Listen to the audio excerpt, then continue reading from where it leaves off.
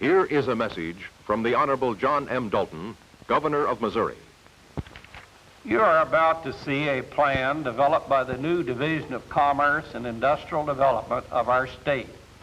It is a concept which promises a greater future for Missouri and for its 8 surrounding sister states. Through united action, it proposes to promote the industrial growth of Missouri by promoting the industrial development of all Mid-America. I heartily endorse this practical, common-sense plan and ask you to ponder the opportunities presented in the film you will now see.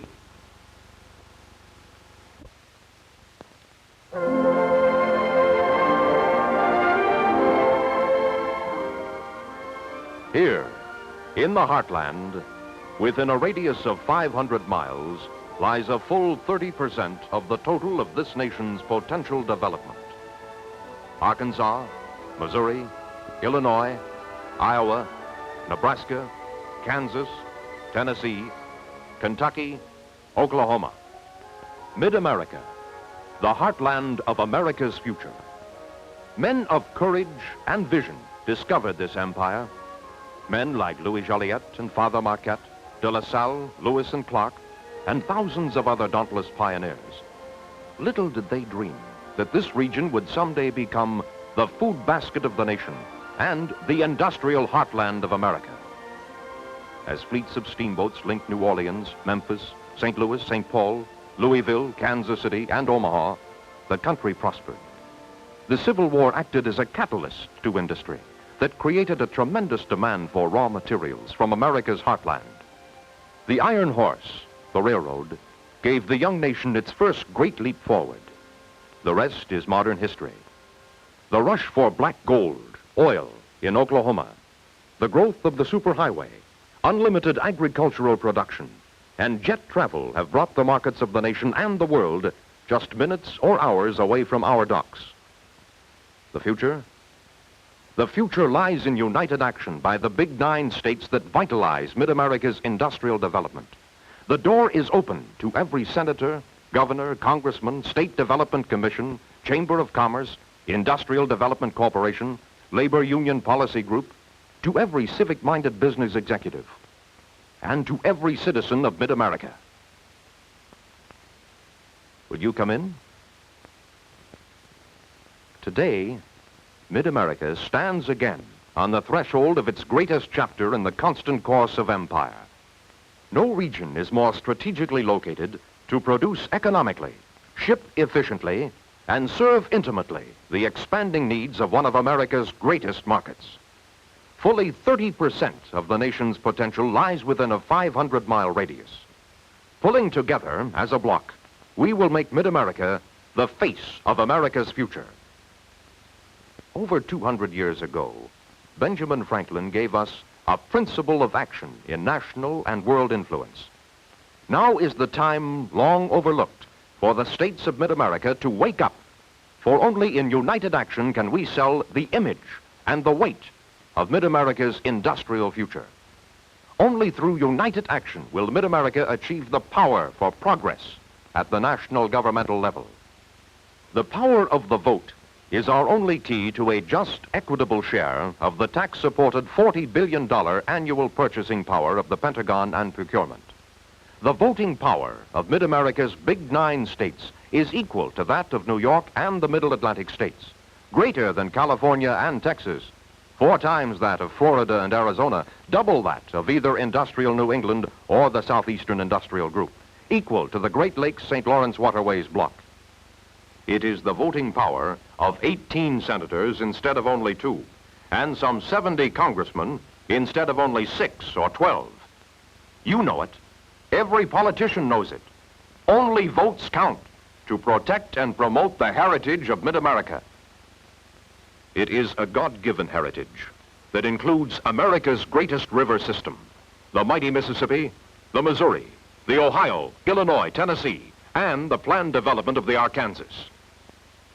Over 120 million tons of commerce are now carried annually over these expanding waterways.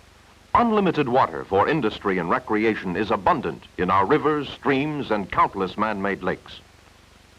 But this system, our system, is threatened to be cut off by upstream interests. Another reason why we must band together to protect Mid-America's greatest birthright. Any review of what has happened in Mid-America in the last 20 years, during and since World War II, indicates a runaround of America's new technology. Vast electronic, missile launching, jet development, and chemical complexes have developed, most of them by direct governmental grant. And where are they located? In California and Florida and around Boston, all prime enemy missile targets and vulnerable to packs of atomic submarines. For the good of all America, we think it makes sense to locate, our share only, mind you, in the least vulnerable heartland, Mid-America. Getting our just share of America's defense industries is the quick way to cure our symptoms of economic anemia and stop the gullies of future economic erosion. Erosion, you say? And what else would you call this? We recently made a survey of the deans of all our state universities and engineering colleges in all 9 heartland states. We found that our fine technical schools graduated about 20,000 engineers in the past 10 years. Where did they find employment? This will rock you. 70%, 14,000 of our engineers were sucked away from Mid-America into the vacuum of electronics and other new industries outside Mid-America, to the West Coast, the East Coast, the Gulf Coast. What did that cost us? Well, the best estimates of the cost of graduating one engineer is not 10,000, not 20,000, but $30,000. And 20,000 engineers times $30,000 is $600 million, of which we lost 70%. And that, gentlemen, according to our 6th grade arithmetic, comes to a dead loss to our tax-supported educational institutions and the Mid-America families of these engineers of $420 million. Gentlemen, is that a vacuum? Would you call that economic erosion? If that was only our total loss, but it isn't. The best national estimates assume that every engineer makes work for 14 factory employees, each earning an average of $6,000 annually. $6,000 times 14 employees equals $84,000 times the 14,000 engineers we lost. Gentlemen, hold your hats. That comes to $1,176 million, which was our birthright, born and paid for by Mid-America and lost by Mid-America to the West Coast, the East Coast, and the Gulf Coast. And there's another kind of erosion, erosion of population. Not that our 9 heartland states have lost population. In fact, most of them made steady gains in the past 10 years. But we didn't gain as fast as other sections, and we did lose 8 congressmen. Why? Simply because of the revolution on Mid-America's farms. How many counties in our 9-state area would you guess have lost population? Here's the picture, and we hope you'll keep it graphically in mind. Practically all of the counties in the 9 Mid-America states lost population in the last 10 years, even though the population of the area enjoyed a near-normal steady growth rate. All of the growth went to the metropolitan areas, with the exception of those few counties that promoted their recreation and tourism economy. Farming has become big business. Improved seeds, better crop methods and fertilizers, plus modern machinery enable one man to outproduce 4 farmhands of 40 years ago. That's progress in one direction, but population erosion in another. That's why we must concentrate on industrial development to take up the slack. Now let's look at the vast potential the heartland of America already represents. The annual value added by manufacturing in Mid-America is $23,612 million, 16.7% of U.S. total. But to keep pace with the nation's expanding population, we must increase this figure by $5 billion to $28,612 million.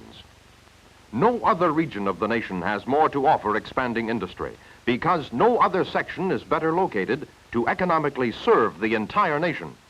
This is the hard fact that industrial relocation engineers can no longer overlook.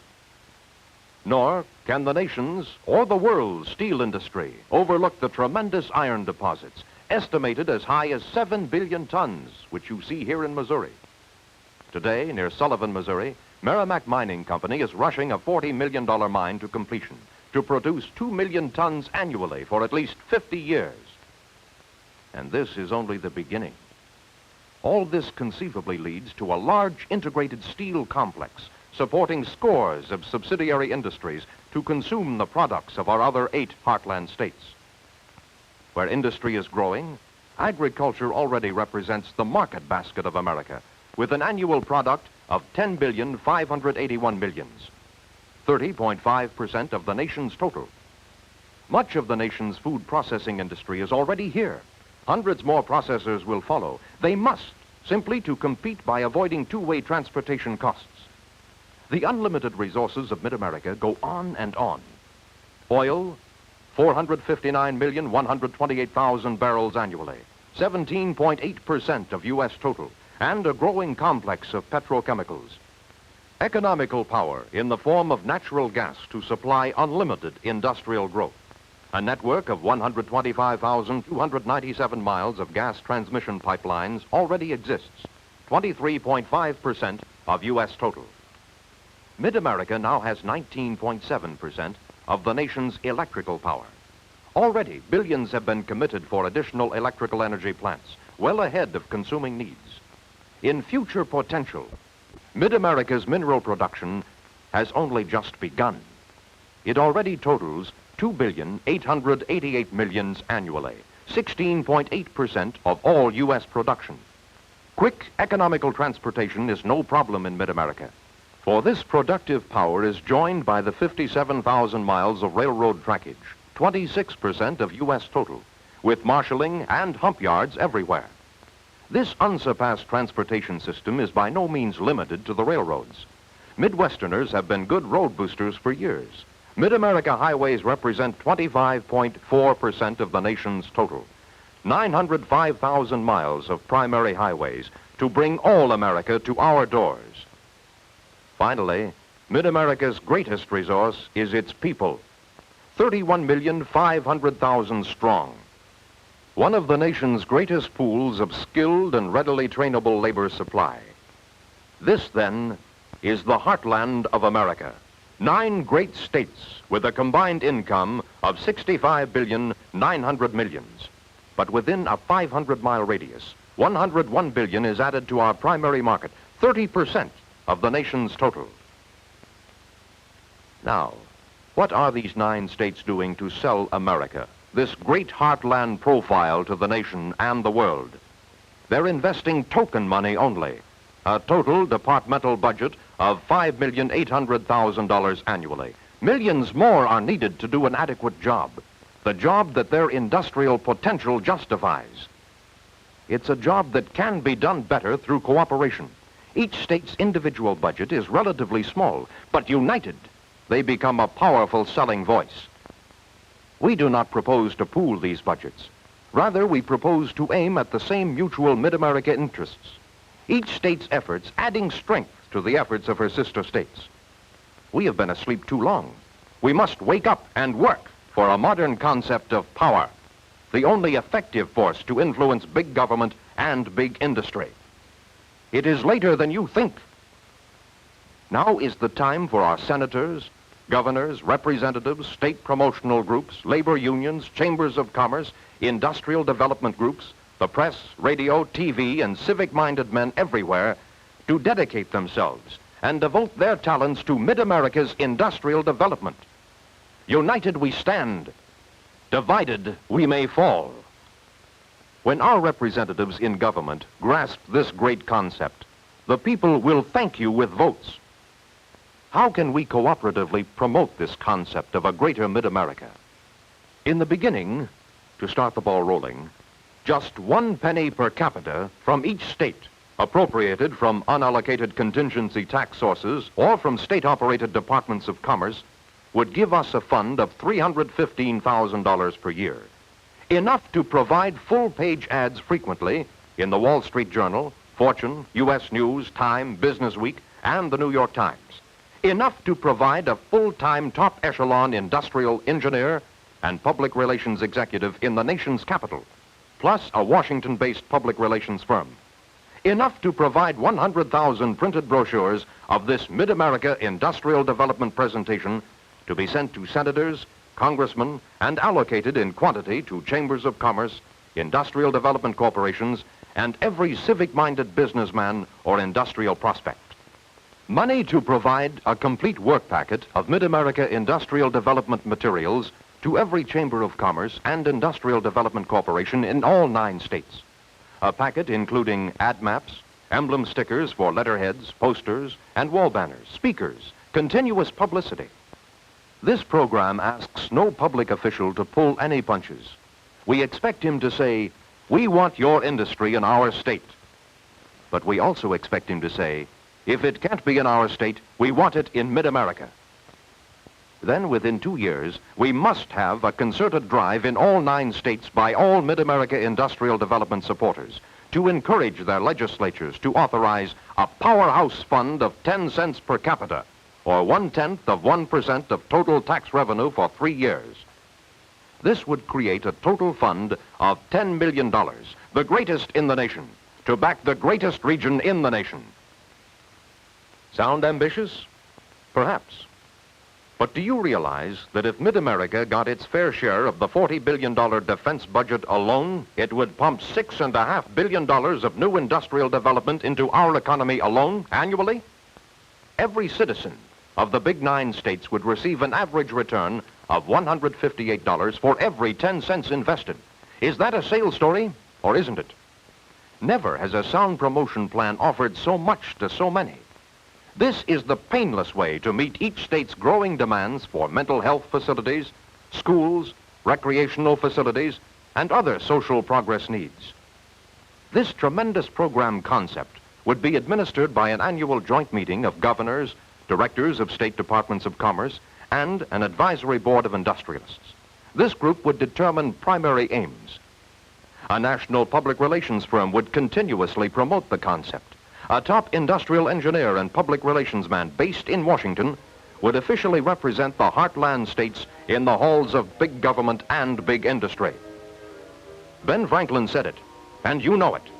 We must indeed all hang together, or most assuredly we shall all hang separately. With your cooperation, the job can be done. With your cooperation, we can truly make Mid-America the heartland of America's future.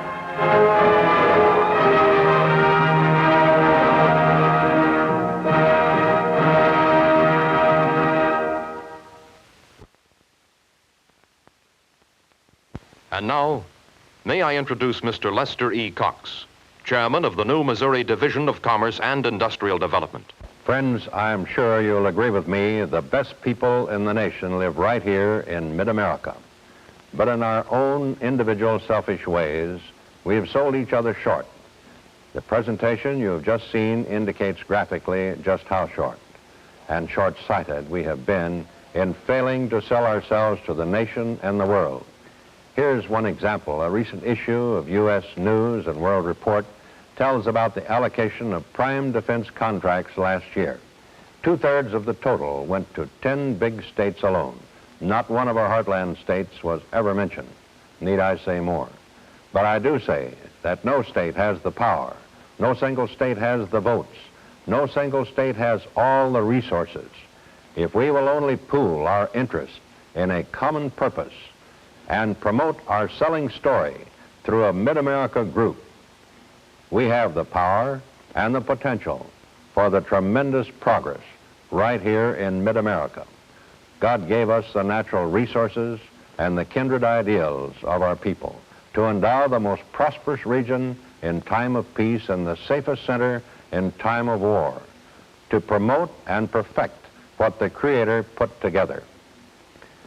The price you pay for something priceless is always cheap. The most priceless thing we have here in America, our freedom and our economy. You cannot have one without the other. Let's cooperate together to improve the economy of Mid-America.